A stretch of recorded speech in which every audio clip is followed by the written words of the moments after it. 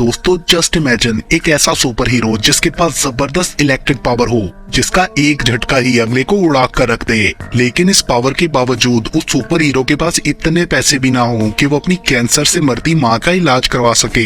आगे स्टार्ट में हमें बताया जाता है कि 20th सेंचुरी में सुपर पावर रखने वाले लोग वर्कफोर्स का खास पार्ट बन गए थे। गवर्नमेंट ने सभी सुपर ह्यूमंस को इनवाइट किया कि वो अपनी पावर्स को रजिस्टर करा के लिंकन सिटी बनाने में हेल्प करें। बट वक्त के गुजरते इन सुपर पावर वर्कर्स की डिमांड बहुत कम हो गई, क्योंकि सभी बिजनेसेस ऑटोमेटेड मशीन सिस्टम को यूज करने लगे थे और सुपर ह्यूमंस के लिए जॉब अपॉर्चुनिटीज ना होने की वजह से क्रिमिनल माफियाज ने उन्हें डिफरेंट तरह से एक्सप्लॉइट करना स्टार्ट कर दिया था। एक क्रिमिनल ऑर्गेनाइजेशन सुपर ह्यूमंस का स्पाइनल फ्लूइड निकालकर उसे एक हाईली एडिक्टिव ड्रग साइक बनाने लगी थी। और जब उस ड्रग की वजह से प्रॉब्लम्स बढ़ने लगे तो लोगों ने सुपर पावर्स के यूज को कंट्रोल करने के लिए नए लॉज बनाने की डिमांड की, जिसके बाद से पुलिस ने बिना परमिट काम करने वाले सुपर ह्यूमंस को पकड़ने और मॉनिटर करने के लिए ड्रोन्स और रोबोट का इस्तेमाल शुरू किया, जिन्हें गार्डियंस कहा जाता है। और इस तरह सब super human second class citizen category में फॉल करने लगे थे। उसके बाद हम एक गरीब सुपर ह्यूमन कॉनर रीड को देखते हैं, जिसके पास इलेक्ट्रिक एबिलिटीज थी। कॉनर कंस्ट्रक्शन साइट्स पर टेम्परेरी जॉब के साथ साथ परमानेंट जॉब के लिए भी अप्लाई कर रहा था। एंड एक जॉब इंटरव्यू के बाद वो कंस्ट्रक्शन साइट पर काम ढूंढने जाता है और फॉरमैन उसे आधा दिन काम देता है। मगर तभी अचानक वहाँ पुलिस आ जाती है, ये चेक करने के लिए कि कोई सुपर पावर्स को यूज तो नहीं कर रहा। वो सब वर्कर्स को ऊपर आसमान की तरफ देखने का कहते हैं ताकि ड्रोन उन्हें डिटेक्ट कर सके। इन्वेस्टिगेशन से पुलिस को पता चलता है कि उनमें से एक वर्कर के अगेंस्ट अरेस्ट वारंट है। मगर जब वो लोग उसे अरेस्ट करने की कोशिश करते हैं तो वो अपने हाथ से आग निकालकर वहां से भागने की कोशिश करता है, मगर ड्रोन में से गार्डियन रोबोट्स निकलकर उसे मार डालते हैं। दूसरी तरफ लिंकन सिटी में पुलिस एक सुपर ह्यूमन के अपार्टमेंट पर ड्रग रेड करती है। गार्डियन रोबोट ने दरवाजा खोल लिया था, बट वो सुपर ह्यूमन ब्राउन उसे एक डिस्क फेंककर डिसेबल कर देता है जो उसकी गर्दन में लगी थी। एंड देन ब्राउन वहां से भागने ही वाला होता है कि ऑफिसर पार्क उसे शूट करने का थ्रेट देता है। वहां सर्च करने पर उन्हें एक रूम मिलता है जिसमें बहुत से सुपर पावर लोग थे और उनका स्पाइनल फ्लूइड निकाला जा रहा था। उस जगह साइक ड्रग के बहुत ज्यादा बैग्स भी मिलते हैं जो क्रिमिनल डॉन मार्कस के थे। दूसरी तरफ कॉनर अपनी मॉम मैरी से मिलने ग्रोसरी स्टोर जाता है जहां वो जॉब करती थी। उसका बॉस डेव मैरी को डांट रहा होता है क्योंकि उसने सॉस की बोतल को जमा दिया था और वो गिर के टूट गई। मैरी के पास क्रायोकाइनेटिक एबिलिटीज थी, वो अपने हाथों से आइस बना सकती थी, लेकिन अब ब्रेन ट्यूमर की वजह से उसे अपनी एबिलिटीज पर कंट्रोल नहीं रहा था। कॉनर को डेव पर गुस्सा आया था, बट इससे पहले कि वो उस पर अपनी पावर्स यूज करता, मैरी उसे लेकर वहाँ से आ जाती है। रास्ते में कॉनर मैरी से कीमोथेरेपी कराने के लिए कहता है, बट गरीब होने की वजह से वो ट्रीटमेंट अफोर्ड नहीं कर सकते थे। अगले दिन कॉनर सड़क पर काम मिलने का वेट कर रहा होता है कि तभी एक वैन वहाँ आती है और ड्राइवर उनके पास आकर बोलता है कि उसे किसी इलेक्ट्रिक आदमी की तलाश है। कॉनर के दोस्त ट्रेविस ने उसे इन लोगों से दूर रहने का कहा था, इसलिए पहले तो वो हेसिटेट करता है, लेकिन फिर ड्राइवर के पास जाकर बोलता है कि वो $200 लेगा क्योंकि उसे पैसों की जरूरत थी, जिस पर ड्राइवर गैरेट मानकर उसे अपने साथ ले जाता है। वो लोग कॉनर को एक केमिकल प्लांट लेकर जाते हैं जहां उन्होंने इलेक्ट्रिक फेंस डिसेबल करानी थी। एंड कॉनर ओवरलोड के थ्रू इलेक्ट्रिक शॉक डिसेबल कर देता है, जबकि हीट एबिलिटी वाली लड़की मैडी लॉक को मेल्ट करके खोल देती है। एंड देन वो लोग वैन को अंदर ले जाकर केमिकल बैरल्स लोड करने लगते हैं। तभी एक गार्ड वहां आ जाता है, वो बैकअप गार्ड्स बुलाने लगता है तो गैरेट अपनी पावर्स के थ्रू उससे रेडियो ले लेता है, जिसके बाद गार्ड उनसे कहता है कि मैं किसी को कुछ नहीं बताऊंगा। एंड देन उनके वहां से निकलते ही पुलिस को एक चोरी का पता चल जाता है और वो रेड वैन को ढूंढने लगते हैं। कॉनर गैरेट से कहता है कि मेरे पैसे देकर मुझे जाने दो, बट वो बोलता है कि काम अभी पूरा नहीं हुआ। एंड देन एक ब्रिज के नीचे रुककर गैरेट अपने आदमियों को लोगो और रेड शीट हटाने के लिए कहता है। वैन का असल पेंट व्हाइट था। ड्रॉन ने उनकी वैन को देखा बट कलर चेंज था, इसलिए पुलिस वाले उन्हें नहीं पकड़ते। गैरेट वैन को गैरेज में ले जाकर एक आदमी राइनो से कहता है कि हमें मार्कस के पास ले जाए। वो उन्हें सीक्रेट पैसेज के थ्रू क्लब में ले जाता है। वहाँ क्लब में ट्रस्ट का एजेंट बीसली अपनी पेमेंट की बात करने आया था। वो मार्कस को 1 हफ्ते का टाइम देते हुए कहता है कि अगर पेमेंट ना की तो मेरी एसोसिएट कूपर हेड तुम्हें मार डालेगी। उसके जाने के बाद गैरेट कॉनर को मार्कस से इंट्रोड्यूस कराता है। मार्कस के पास माइंड रीड करने की एबिलिटी थी। वो कॉनर का माइंड पढ़कर जान गया था कि उसके गैंग के लिए काफी हेल्पफुल रहेगा। वो अपनी गर्लफ्रेंड निया से कॉनर को क्लब दिखाने के लिए कहता है। निया उसे ड्रिंक ऑफर करती है मगर वो मना कर देता है। मीनवाइल मार्कस गैरेट को बताता है कि वो भी केमिकल्स की पेमेंट नहीं कर सकता क्योंकि उसे वीजली के पैसे देने हैं। साथ ही वो उससे कॉनर की एबिलिटीज का भी पूछता है, जिस पर गैरेट बोलता है कि वो काफी स्ट्रॉन्ग है बट थोड़ा ट्रेन करना पड़ेगा। तो मार्कस उसे कॉनर को नए सेशन के लिए जल्दी तैयार करने को कहता है क्योंकि वो उन्हें बहुत सारे पैसे कमा कर दे सकता था। उसके बाद गैरेट कॉनर को ड्रॉप करके एज अ बोनस $300 ज्यादा देता है और बोलता है कि कल भी उसी जगह मेरा वेट करना ताकि और पैसे कमा सको। साथ में वो उसे अपना टैलेंट वेस्ट ना करने की एडवाइस भी देता है। कॉनर पैसे लेकर बहुत खुश था क्योंकि उसे अपनी मॉम का इलाज कराना था। घर पर मॉम उससे अपनी जॉब दोबारा ज्वाइन करने की बात करती है क्योंकि उन्हें पैसे चाहिए थे, बट कॉनर को उसका बॉस बिल्कुल पसंद नहीं था। दूसरी तरफ ऑफिसर स्पार्क और डेविस केमिकल फैक्ट्रीज में हुई रॉबरी को इन्वेस्टिगेट करने के लिए जाते हैं। उन्हें पता चलता है कि इलेक्ट्रिक पावर्ड ह्यूमन ने फेंस को शॉर्ट सर्किट किया। फायर गर्ल ने लॉक तोड़ा और वो लोग केमिकल के 200 गैलन्स लेकर भाग गए। सो पार्क डेविस को ऐसे इंसानों की लिस्ट बनाने को कहता है जिनके पास इलेक्ट्रिक पावर्स थी। अगली सुबह स्टॉप पर ट्रेविस फिर से कॉनर को मार्कस के साथ काम करते हुए केयरफुल रहने का कहता है। जल्द ही उसकी पुरानी जॉब का फॉरमैन वहाँ आता है जिसे 2 इलेक्ट्रिक आदमियों की जरूरत थी, मगर कॉनर गैरेट की गाड़ी देखकर उसके साथ चला जाता है। गैरेट को अभी भी कॉनर की मोटिवेशन पर डाउट था, इसलिए वो पूछता है कि तुम हमारे साथ काम क्यों करना चाहते हो। तो कॉनर उसे अपनी मॉम की बीमारी का बताता है।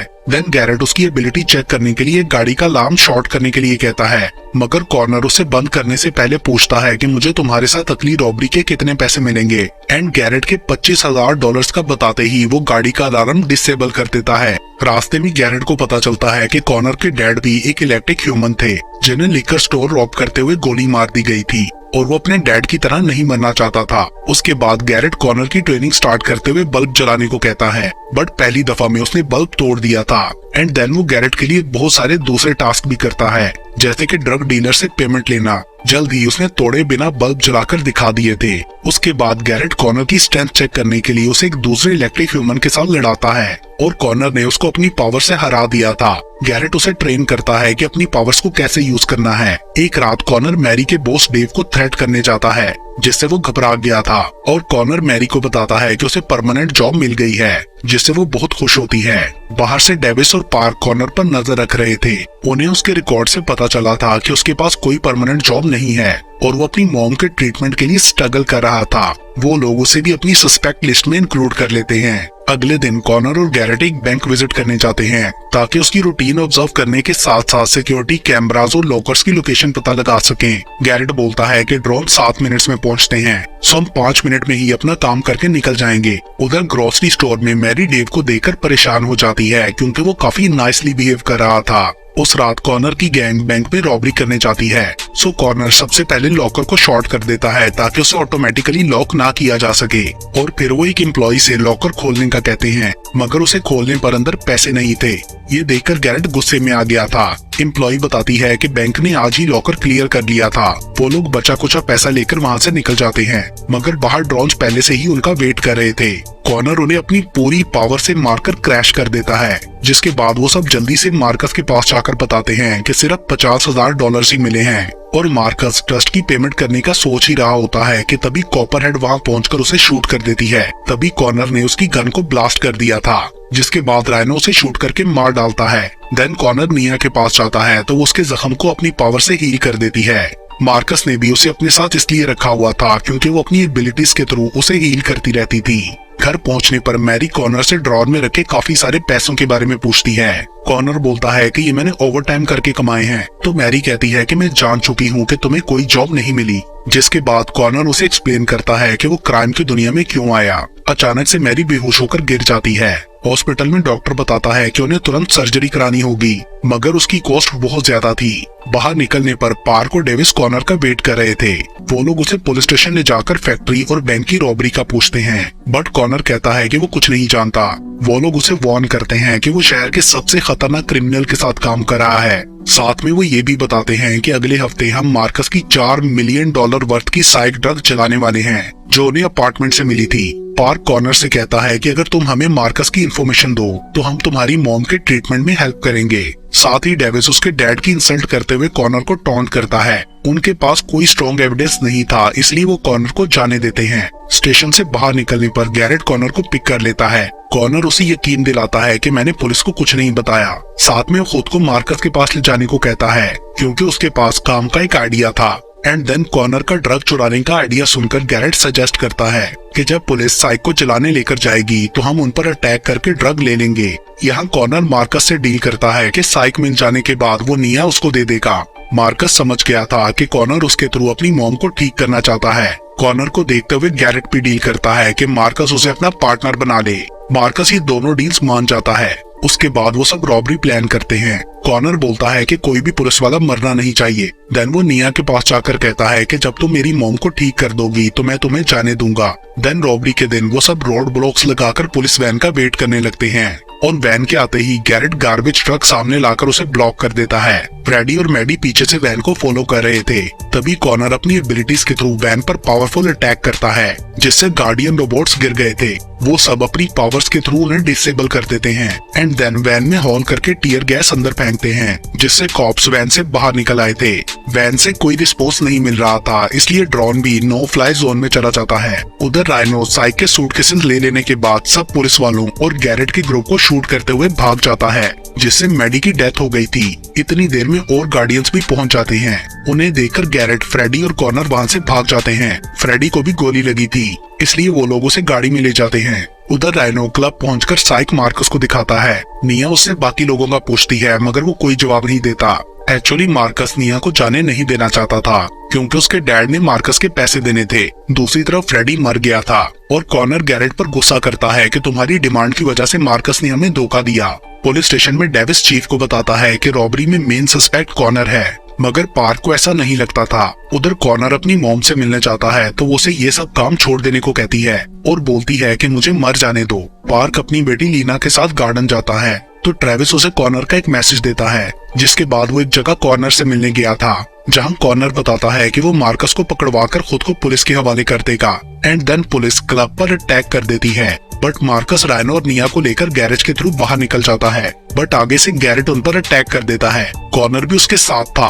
वो लोग मार्कस को शूट करके राइनो से फाइट करते हैं एंड फाइनली उन्होंने उसे मार डाला था। मार्कस निया से खुद को हील करने को कहता है बट वो उसकी गन उठा लेती है। गैरेट अपनी टेलीकाइनेटिक पावर्स को यूज करते हुए मार्कस को मारकर निया से गन ले लेता है जिसके बाद कॉर्नर निया से बोलता है कि मेरी मॉम को ठीक कर दो तो मैं तुम्हें जाने दूंगा। बट निया उसे अपने बाजू का जख्म दिखाते हुए कहती है कि अगर मैंने तुम्हारी मॉम को हील किया तो मैं मर जाऊंगी। लेकिन कॉर्नर उसे फिर भी हॉस्पिटल ले जाता है एंड देन जब वो मैरी को हील करना स्टार्ट करती है तो उसकी कंडीशन खराब होने लगी थी। कॉर्नर ये देखते हुए उसे रोक देता है और मैरी की डेथ हो जाती है जिसके बाद वो निया से बोलता है तुम जहाँ जाना चाहती हो चली जाओ। अथॉरिटीज ने लिंकन सिटी में पावर्स के यूज पर बैन लगा दिया था और इसके साथ ही ये मूवी यहीं पर खत्म हो जाती है।